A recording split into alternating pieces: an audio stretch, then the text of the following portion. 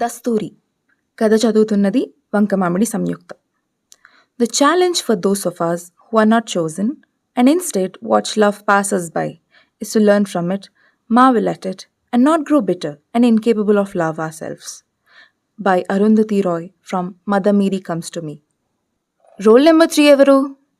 Attendance రిజిస్టర్లోంచి తలెత్తకుండా అడిగింది అమృత madam. హాస్టల్లో ఉండు మేడం, వెనక నుంచి ఎవరో చెప్పారు. ఇప్పటికీ క్లాస్కి రాకపోతే సమ్ ఎగ్జామ్స్ రాయనివ్వరు, ఇంటిమేట్ చేయండి మేడం అటెండెన్స్ షీట్స్ తిరిగేస్తూ చెప్పింది.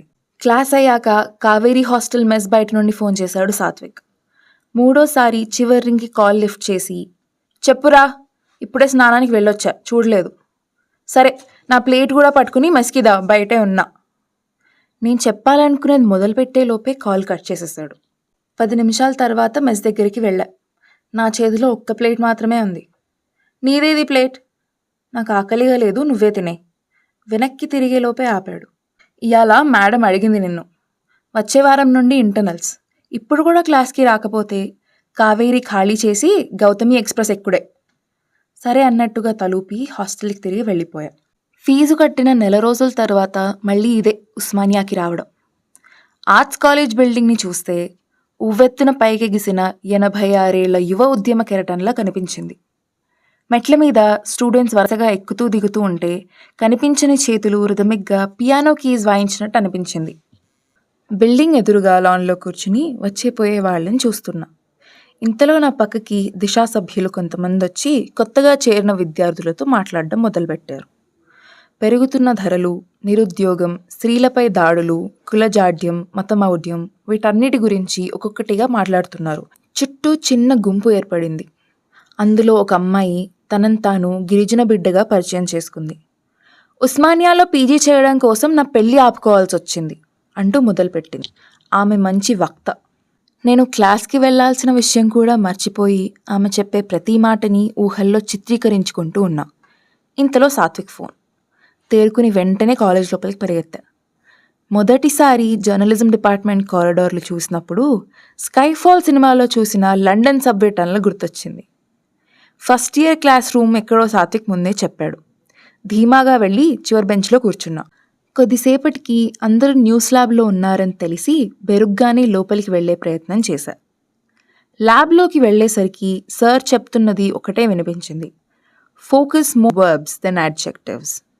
అంతకుముందు ఏం జరిగిందో తెలీదు, కానీ అందరూ అసైన్మెంట్లు మాత్రం రాస్తున్నారు. సాత్విక్ కోసం అటూ ఇటూ చూశాను, కనిపించలేదు. ఎలా వచ్చానో అలానే బయటికి వెళ్ళిపోదాం అనుకున్నా. అప్పుడే నా పక్కకి ఒక అమ్మాయి వచ్చింది. కొంచెం పక్కకి జరుగుతారా అని అడిగింది.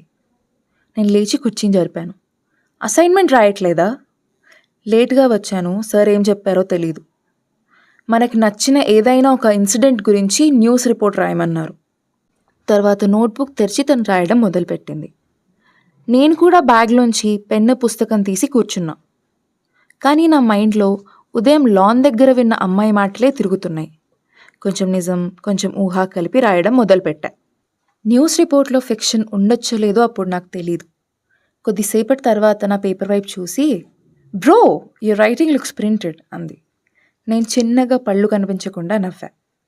నేను శిరీష, నందు. ఆమె మళ్ళీ రాయడం మొదలుపెట్టింది. నేను మాత్రం కొద్దిసేపు ఆ మాట దగ్గరే ఆగాను. మొత్తానికి అనుకున్నదేదో రాసి డెస్క్ మీద అసైన్మెంట్ పెట్టి హాస్టల్కి వెళ్ళిపోయా. సాయంత్రం బెడ్ మీద పడుకుని అంతం సినిమాలో నీ నవ్వు చెప్పింది నాతో నేనెవ్వరో ఏమిటో పాట వింటున్నా. నా ప్రమేయం లేకుండా నన్ను చుట్టుముడుతున్న ఆలోచనలో ఏదో ఒక దాని దగ్గర ఆగుదామనే ప్రయత్నం చేస్తున్నా. శిరీష గుర్తొచ్చింది. తనతో పాటు మరో ముఖ్యమైన విషయం కూడా. యానం, 10వ తరగతి, బోర్డ్ ఎగ్జామ్స్ దగ్గర పడుతున్నప్పటి సంగతి. హ్యాండ్ రైటింగ్ బాగుండాలి అని ఇంగ్లీష్ టీచర్ పదే పదే చెప్తుండేది. ఒకసారి హాలిడే హోంవర్క్ ఇచ్చి ఎవరి రైటింగ్ అందరికంటే బాగుంటుందో వాళ్ళకి చాక్లెట్స్ అంది. వాటి కోసం ఆదివారం సాయంత్రం నాకు ఇష్టమైన సినిమా కూడా మానేసి ప్రతి అక్షరం పట్టి పట్టి రాశా. చివరికి చాక్లెట్స్ వేరే అమ్మాయికి వెళ్ళిపోయాయి. కాళ్ళ కింద నేల కొద్దిగా జారినట్టు అనిపించింది. ఆ క్షణంలో నా నిరాశని గుర్తించిన వ్యక్తి ప్రణవి. అందరికన్నా నీ రైటింగే బాగుంది నందు, కానీ మేడంకి పద్మజ అంటే ఇష్టం, అందుకే అని ఓదార్చే ప్రయత్నం చేసింది. ప్రణవి మితభాషి. తనకు అనిపించింది తప్ప ఒక మాట ఎక్కువ తక్కువ మాట్లాడదు. తనతో పాటు తన చుట్టూ ఉన్నవాళ్ళు కూడా బాగుండాలని కోరుకునే అత్యాశ గల అమ్మాయి. తను నాతో అన్న మాటలు కూడా అదే కోవకి చెందినవి. అంతకు ముందు నుంచి నాకు ప్రణవి అంటే ఇష్టం. కానీ ఆ సంఘటన తర్వాత తనపై నాకున్నది కేవలం ఇష్టం మాత్రమే కాదని అర్థమైంది. ఏదో ఒక రోజు స్కూల్ నుంచి వెళ్లేలోపు ఇదే విషయం తనకి ఉత్తరంలా రాసిద్దామనుకున్నా. కానీ ఆ రోజు ఎప్పుడూ రాలేదు. ఈలోగా సాత్విక్ రూమ్కి వచ్చాడు.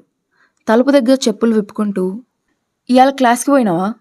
ఊరు నుండి అన్నొస్తే బయటికి పోయిండే, అది చెప్దామనే ఫోన్ చేసిన పొద్దుగాల అంటూ గబగబా మాట్లాడుతున్నాడు. నేను ఒక చెవితో మాత్రమే వింటున్నా.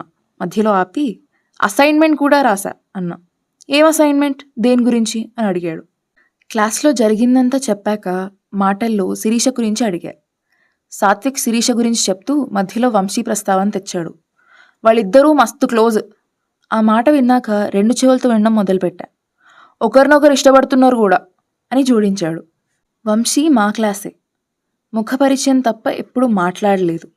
ఇప్పుడు మాత్రం ఒకసారి మాట్లాడాలనిపించింది. తర్వాత 3 రోజులు క్రమం తప్పకుండా కాలేజ్కి వెళ్ళి సాత్విక్తో పాటే ఉండి క్లాస్ అయ్యాక తిన్నగా హాస్టల్కి వచ్చేయడం ఇదే నా దినచర్య. పెద్దగా ఎవరితో మాట్లాడింది లేదు. మెల్లగా క్లాస్ రూమ్స్తో పాటు క్లాస్మేట్స్ కూడా అలవాటవుతున్నారు. తర్వాత రోజు క్లాస్ మధ్యలో బ్రేక్. శిరీష, వంశీ బయట నిలబడి మాట్లాడుకుంటున్నారు. వాళ్ళు దూరంగా ఉన్న కొన్ని మాటలు మాత్రం స్పష్టంగా వినిపిస్తున్నాయి. You could have asked me before confirming Vamshi. Vamshi ఏదో సంజాయిషి ఇచ్చుకుంటున్నాడు. అలా కాదు, నాకు కూడా రావడం కుదరదు, కానీ అడగాలి కదా. The small things matter. నువ్వు నా ఒపీనియన్కి ఎంత వాల్యూ ఇస్తున్నావో ఇలాంటి వాటిలోనే తెలుస్తుంది. ఈసారి కాస్త కంఠం పెంచి అడిగింది. ఒప్పుకుంటా, నేను అలా మాట్లాడి ఉండకూడదు. సారీ, ఇంకెప్పుడు రిపీట్ చేయను వంశీ అన్నాడు. కొద్దిసేపటి నిశ్శబ్దం తర్వాత శిరీష ముఖంలో అంగీకార నవ్వు కనిపించింది. ఏదో విషయంలో తన అభిప్రాయం తీసుకోకుండా తన తరఫున కూడా వంశీ మాట్లాడడం శిరీషకు నచ్చలేదు. మనకి దగ్గరైన వాళ్ళని నొప్పించకుండా మన బౌండరీస్ని వాళ్ళకి అర్థమయ్యేలా చెప్పడం అందరికీ రాదు. అది శిరీషలో ఉంది. వాళ్ళిద్దరూ ముందుకు నడిచారు. నేను కూడా వాళ్ళ పక్క నుండి లోపలికి వెళ్ళబోతుంటే, హే ఆగి వెనక్కి తిరిగా. శిరీష కొంచెం దగ్గరికి వచ్చి, నువ్వు రాసిన అసైన్మెంట్ చదివా, చాలా బాగుంది. You good at writing narrative stories, please right more అంది. ఈసారి పళ్ళు కనిపించేలా నవ్వా. వంశీ వైపు చూసా. అతను ఫోన్లోకి చూస్తూ నిలబడ్డాడు. నన్ను పట్టించుకోలేదు. He such a lucky bastard అనుకున్నా మనసులో. పూర్తిగా ఆమె వైపు తిరిగి మళ్ళీ నవ్వి క్లాస్లోకి వెళ్ళిపోయా. కాలేజ్ అయ్యాక నాకు చిన్న పనుందని సాత్విక్కి చెప్పి హాస్టల్కి కాకుండా లైబ్రరీకి వెళ్ళా. శిరీష చెప్పిన ప్లీజ్ రైట్ మోర్ అన్న విషయమే మనసులో మెదులుతోంది. నోట్బుక్ తెరిచి చాలాసేపు ఖాళీ కాగితం వైపు చూస్తూ కూర్చున్నా. ఏం రాయాలో ఎలా మొదలుపెట్టాలో అర్థం కాలేదు. లైబ్రరీలో కుర్చీ జరిపే శబ్దాలు, దూరంగా కాగితాలు తిప్పే చప్పుళ్ళు గట్టిగా చెవులను తాకుతున్నాయి. కొద్దిసేపటి తర్వాత పెన్ తీసి రాయడం మొదలుపెట్టా. అప్పుడు ప్రణవికి రాద్దామంటే ధైర్యం లేదు. ఇప్పుడు శిరీషకు రాసే అవకాశం లేదు. కానీ వాళ్ళ గురించి మాత్రం రాయగలను. ఇవే నేను రాసిన మొదటి వాక్యాలు.